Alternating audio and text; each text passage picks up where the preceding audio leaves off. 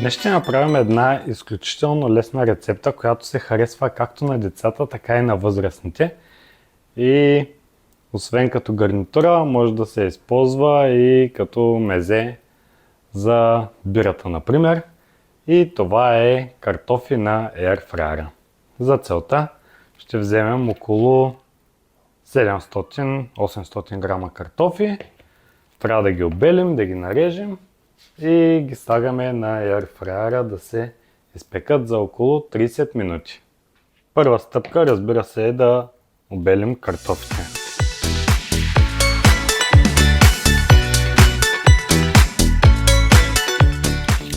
Моите картофи не са много едри, но пък са от градината на дядо.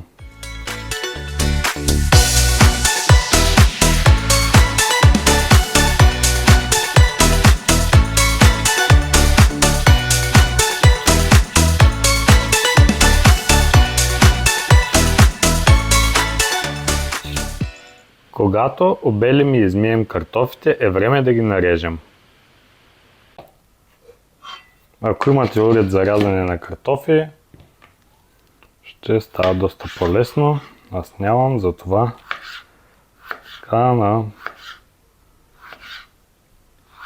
аз им казвам на лентички.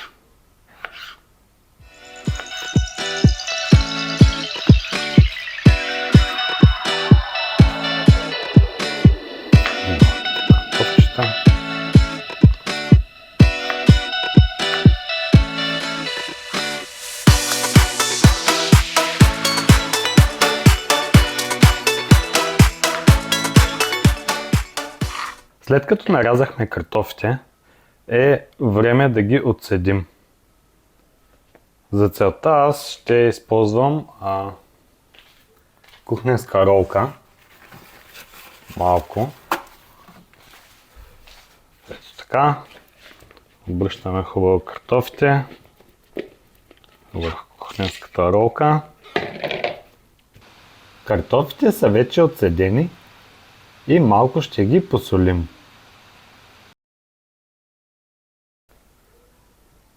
И също така трябва да сложим и една лъжичка олио.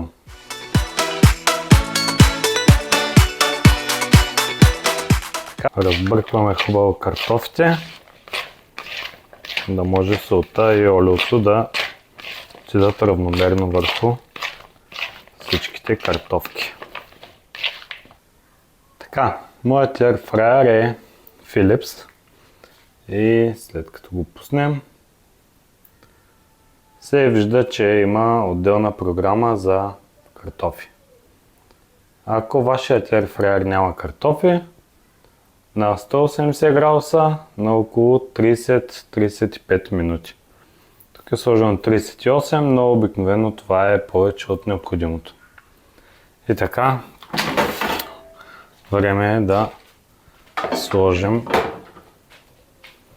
картофите вътре в кошницата. Слагаме картофите и слагаме да печем. Важно е да се знае, че трябва да се разбъркват на всеки 6-7 минути, за да може да се изпекат равномерно от всички страни. Минаха около 10 минути и е време да разбъркаме картофите.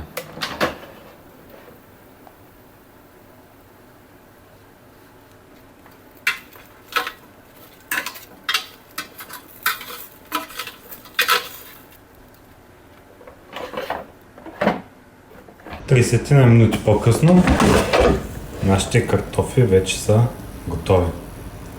Станали са златисти и изглеждат страхотно.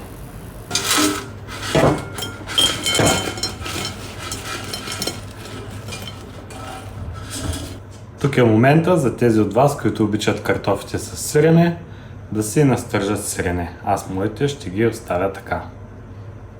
Ако това видео ви е харесало, не забравяйте да опитате рецептата и да се абонирате за канала.